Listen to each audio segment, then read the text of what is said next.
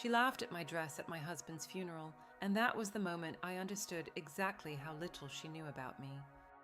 I stood at the entrance of the chapel with my hands gently folded over the fabric, feeling the familiar weight of it resting against my skin.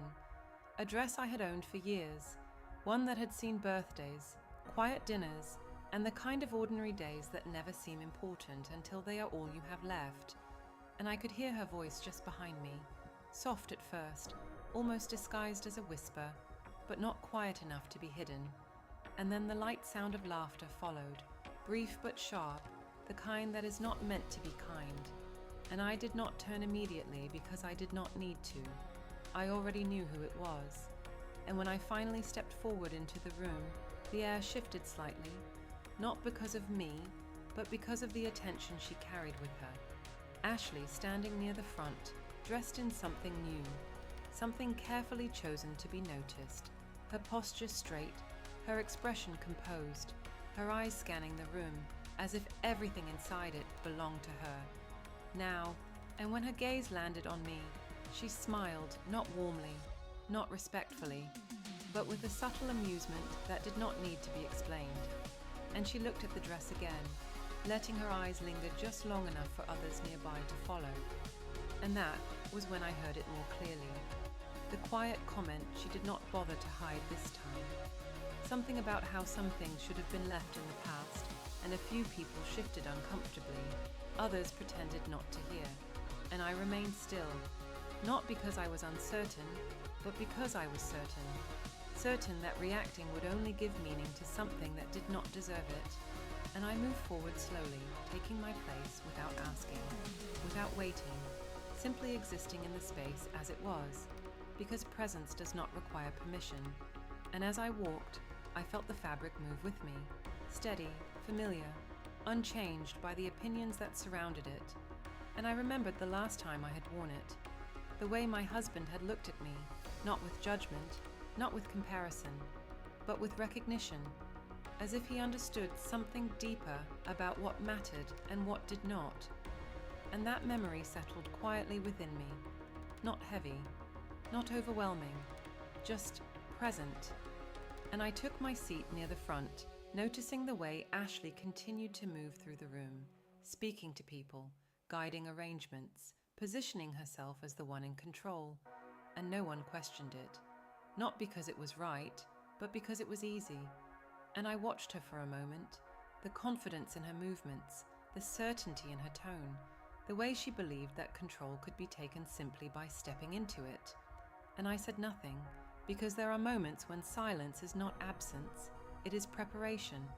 And as I rested my hands again over the dress, I felt the small detail hidden within it, something no one else in that room had noticed, something she had just laughed at without understanding.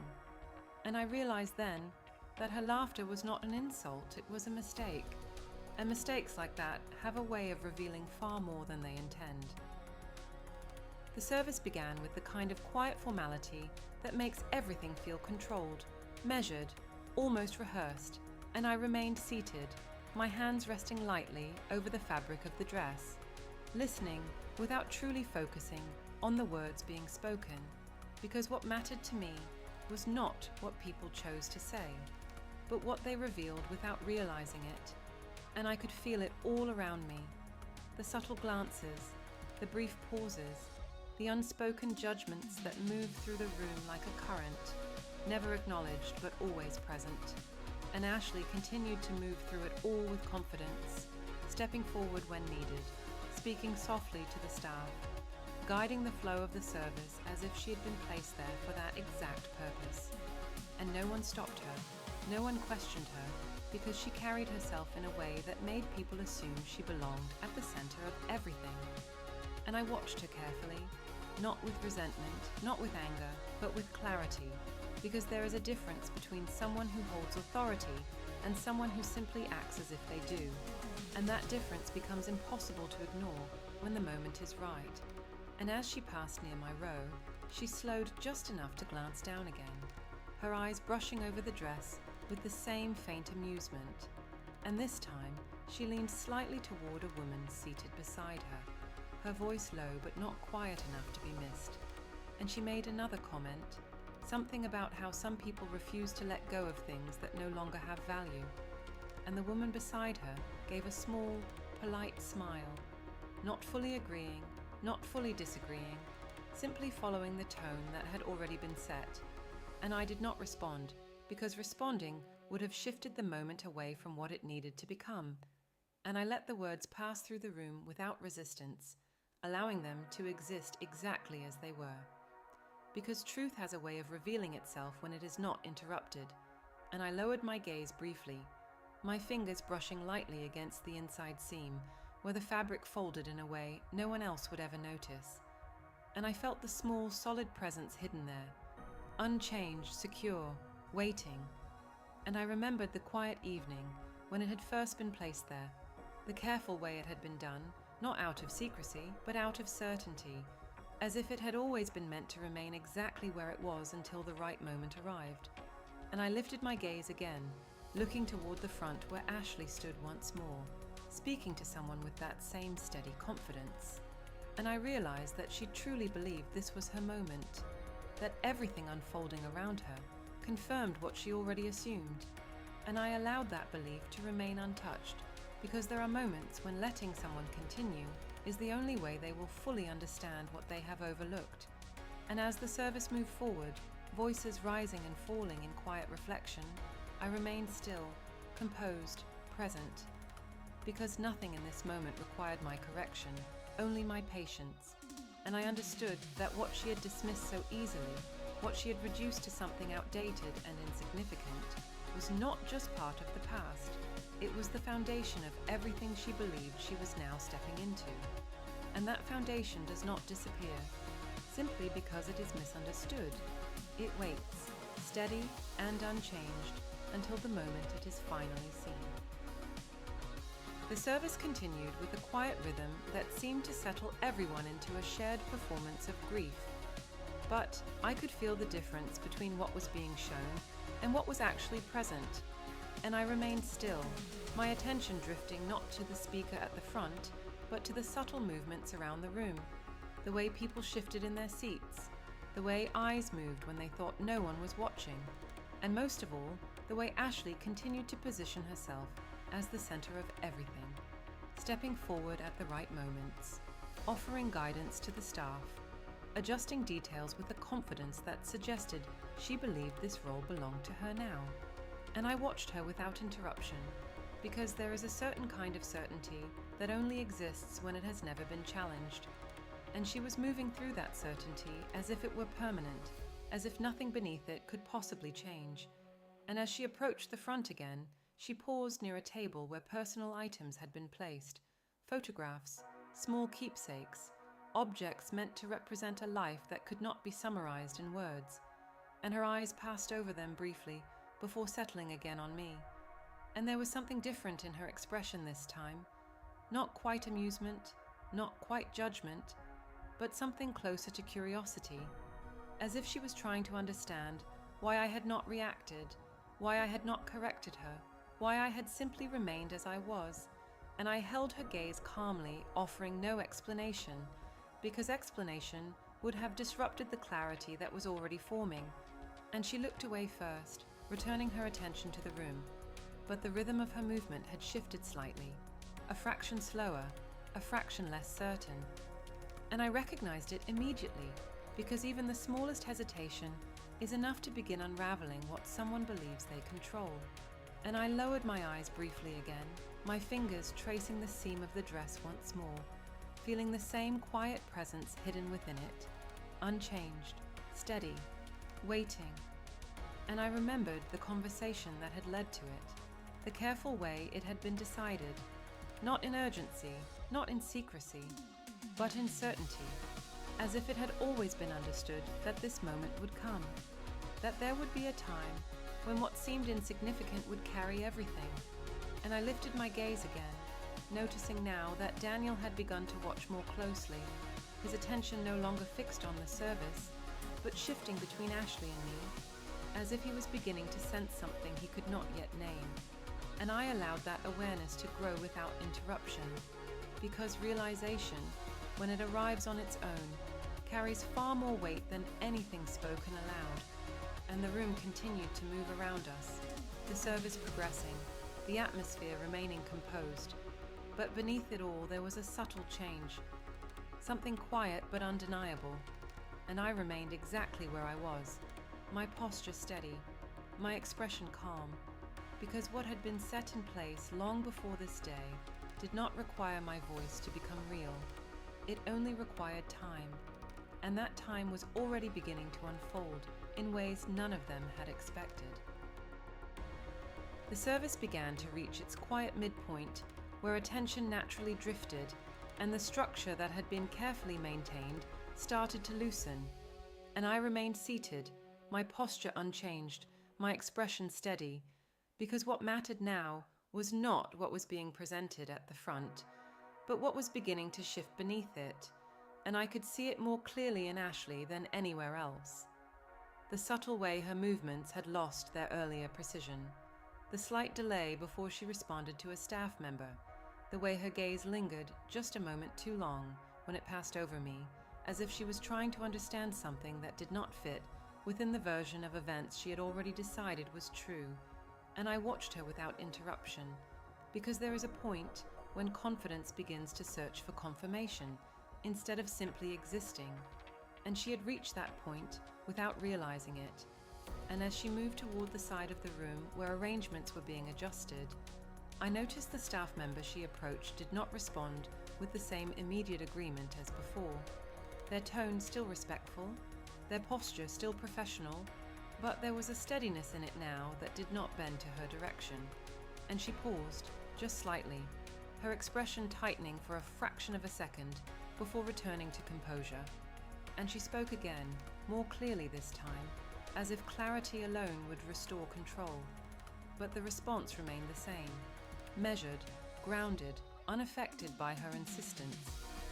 And I could see the moment it unsettled her, not dramatically, not visibly to anyone else, but enough for me to recognize it immediately, because control that depends on assumption cannot sustain itself once it is quietly challenged.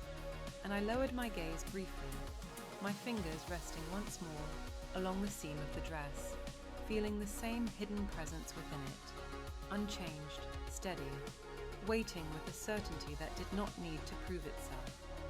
And I remembered the exact moment it had been placed there, the quiet understanding that accompanied it, not spoken loudly, not explained in detail, but known deeply and completely, as something that would remain until the right moment revealed it. And I lifted my eyes again, noticing now that Daniel's attention had shifted fully, no longer divided between the service and the people around him, but focused entirely on the interaction unfolding between Ashley and the staff. And there was something new in his expression, not confusion, not concern, but the beginning of recognition, the quiet realization that something foundational had been overlooked. And I allowed that awareness to continue without interference, because realization, once it begins, cannot be reversed, and around us the room continued to move in its quiet rhythm. Voices low, movements subtle, the appearance of normalcy holding just enough to keep everything in place.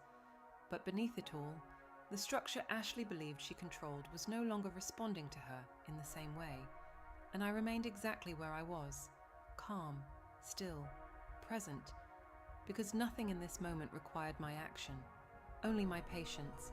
And as I watched her take another step back, her posture still composed but no longer effortless, I understood that the shift had already taken hold, not in a way that demanded attention, but in a way that could no longer be ignored. And what she had dismissed as insignificant was already beginning to define everything that followed. The room began to shift again as people slowly rose from their seats, the service drawing toward its end with quiet movements and low voices returning to fill the space. And I remained seated for a moment longer, allowing everything around me to settle into its natural rhythm, because there is a difference between following a moment and understanding it, and I had no need to rush toward what was already unfolding. And when I finally stood, I did so with the same steady pace I had carried from the beginning, my hands resting briefly against the fabric of the dress, as if acknowledging something only I could feel. and I stepped into the aisle, moving forward without hesitation, not seeking attention, not avoiding it, simply present. And as I reached the front of the room, I could see Ashley speaking again with one of the staff members, her tone controlled but no longer effortless, her posture still upright, but carrying a tension that had not been there before. And I watched as she gestured lightly toward a detail that had already been arranged, her voice suggesting adjustment, her expression expecting agreement. But the staff member responded with the same quiet steadiness as before, not dismissive, not resistant, but grounded in something that did not shift with her expectations. And I saw the moment it registered more clearly this time, not just as uncertainty, but as contradiction. The realization that what she believed she directed was not responding to her in the way it should. And she paused again, longer now, her gaze moving briefly through the room before settling once more in my direction. And I met her eyes without hesitation, my expression unchanged, because clarity does not require explanation. It only requires presence. And she looked away, but not with the same ease as before. And Daniel had stepped closer now, his attention fully engaged, his expression no longer neutral but searching, as if he was trying to understand something that had already begun to reveal itself without words. And I continued forward, stopping just near enough to be part of the space without interrupting it. And I felt the quiet weight within the dress again, steady, certain, unchanged by the shifting atmosphere around it. And I remembered once more the moment it had been placed there, the understanding that came with it, not as a secret, but as a certainty that would remain until the right time. And I realized that time was no longer approaching, it had already begun. And Ashley spoke again, her tone firmer now, her words more precise. But the response she received did not change, and that was when the difference became visible, not just to me, but to Daniel, and to anyone paying close enough attention, the subtle separation between assumption and reality, between what is claimed and what is true. And I remained still within that moment, my posture calm, my presence steady, because nothing needed to be forced, nothing needed to be announced. And as Ashley finally stepped back, her composure intact, but her certainty no longer whole, I understood that everything she had dismissed so easily had already begun to define the outcome, and what she had laughed at was no longer just an object of the past. It had become the center of everything she could not control. The movement in the room continued to shift into something less structured and more revealing. Conversations rising in quiet clusters as people began to gather in small groups. And I remained where I was, not stepping back, not stepping forward, simply holding my place within the space as it naturally reformed around what had already begun to change. And I could see it clearly now in Ashley, the way her confidence had begun to fracture into something more calculated, her movements slower, her expressions more measured, as if she was trying to regain control over something that no longer responded to her the way it had only moments before. And she turned again to the staff member, her voice calm but firmer than before, repeating a request that had already been addressed, and the staff member responded in the same steady tone, respectful but unyielding, grounded in something that did not shift under pressure. And that was when the silence between them carried more meaning than their words, because it revealed the exact point where assumption meets reality and no longer aligns. And I watched without interruption, because there is no need to correct someone when the truth is already doing it for you. And Daniel stood closer now, his posture slightly forward, his attention fixed not on the room, but on the interaction unfolding in front of him. And I could see the realization deepening in his expression, the quiet understanding that something he had accepted without question was now being quietly contradicted. And I allowed that awareness to grow, because recognition does not require guidance once it has begun. And Ashley finally turned away from the staff member, her composure still intact, but no longer effortless, her gaze sweeping briefly across the room before landing on me again.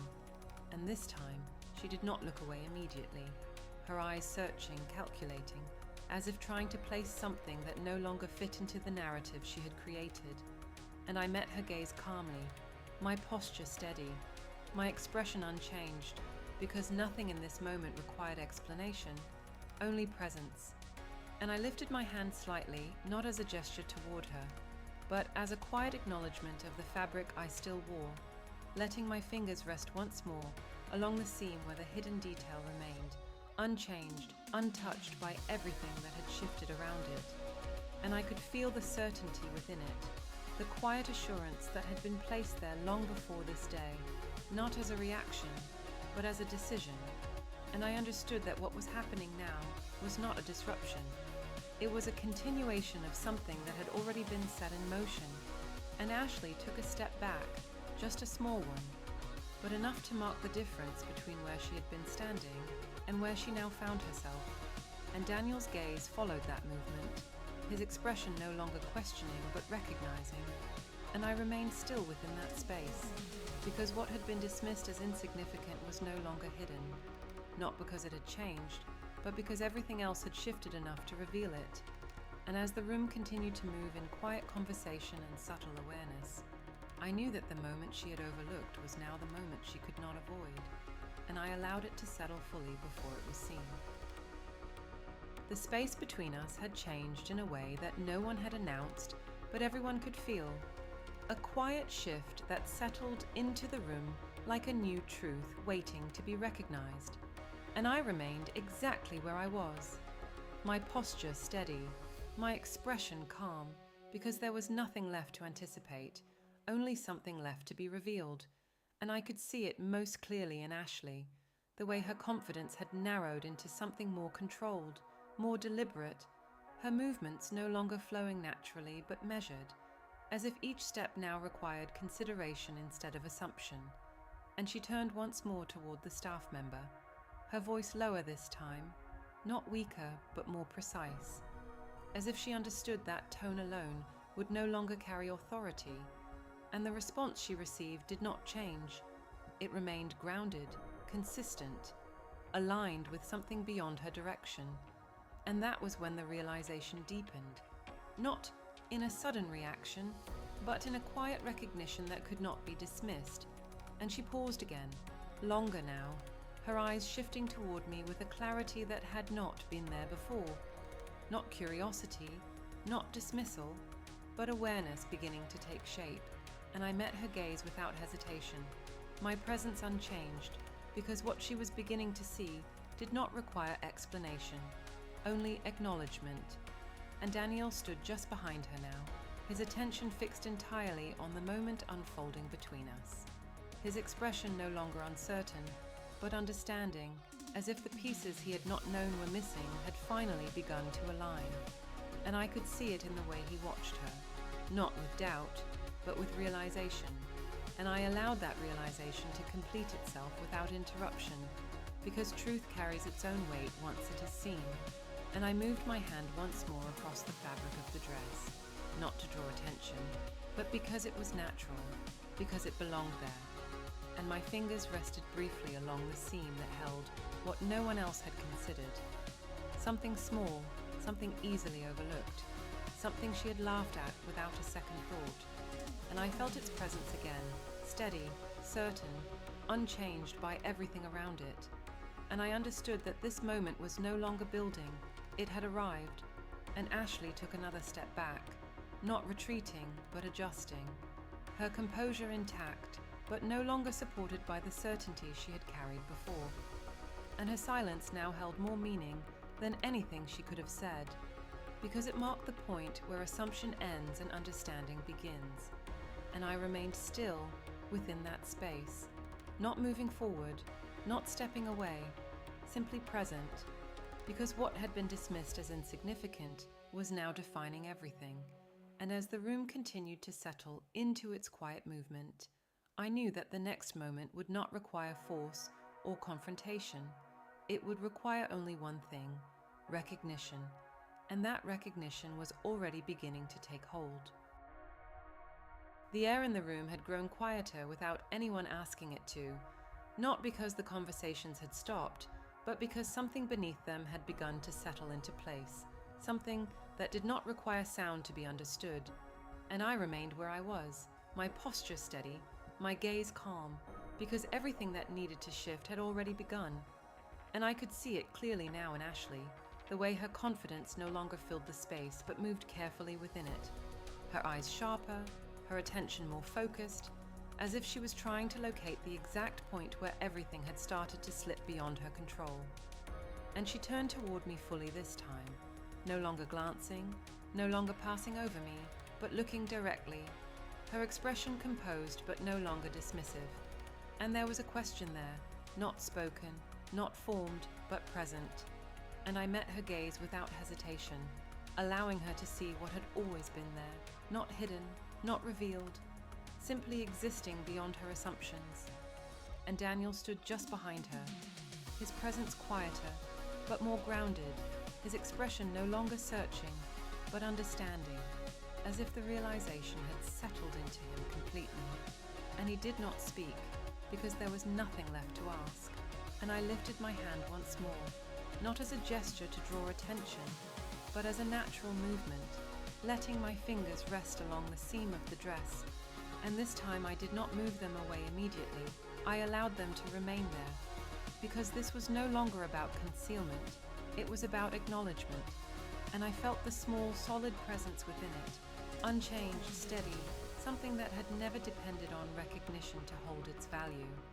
And I spoke then, not loudly, not forcefully, but clearly, because clarity does not require effort. And I told her that some things are only overlooked by those who have never had to understand them. And the words settled into the space between us without resistance, without reaction, simply existing as they were. And Ashley did not respond immediately, her silence longer now, deeper, as if she was allowing the meaning to reach her fully before deciding what to do with it. And I could see the moment it did, not in a sudden change, but in the quiet way her posture shifted, the way her certainty adjusted into something more aware. And she glanced briefly toward the staff member, then back at me. And for the first time, there was no assumption in her expression, only recognition, and I remained still, because nothing more needed to be added. And around us the room continued its quiet movement, unaware of the exact moment that had just passed, unaware that something fundamental had shifted without disruption. And I understood that this was not the end of the moment. It was the point where it became unavoidable, where what had been dismissed as insignificant could no longer be ignored.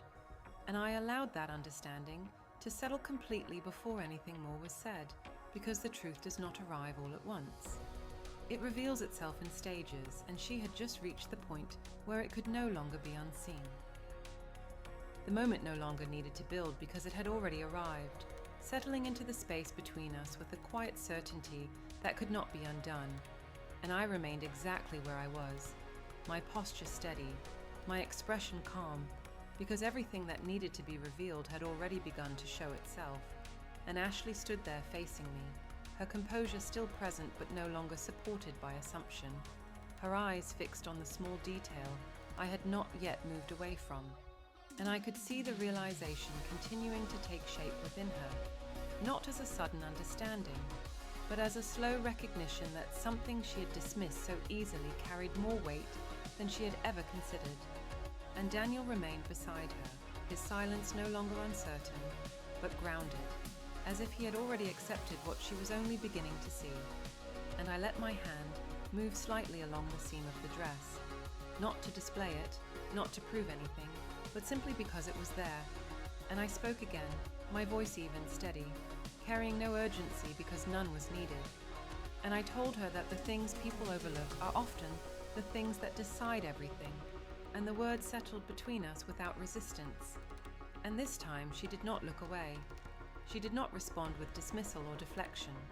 She remained still, her expression shifting into something more precise, more aware, as if she was recalculating everything she had believed only moments before. And I could see the exact point where it connected, where the small detail she had laughed at became something she could no longer ignore. And she took a slight breath, not sharply, not dramatically, but enough to mark the moment. And I continued, not adding more than necessary, telling her that what she saw as old had never been without purpose, and that some things are placed where no one thinks to look, because they are meant to be found only when it matters, and the room around us remained unchanged on the surface, voices continuing, movement steady. But the space between us had shifted entirely, and Ashley finally lowered her gaze for a brief moment, not in defeat, but in acknowledgement. And when she looked back up, there was no laughter left, no dismissal, only understanding. And I held that moment without pressing it further, because nothing more needed to be said. And I let my hand fall naturally to my side, the dress resting exactly as it always had, unchanged, unaffected by everything that had been projected onto it. And I understood fully that what had been revealed did not require confirmation. It required only acceptance. And as I turned slightly away, not to leave, not to dismiss, but simply to move forward, I knew that the space I occupied had never been defined by what others saw, and what she had laughed at had never been insignificant. It had only been unseen, and now that it was understood, there was nothing left for her to control, because what mattered had never belonged to her at all.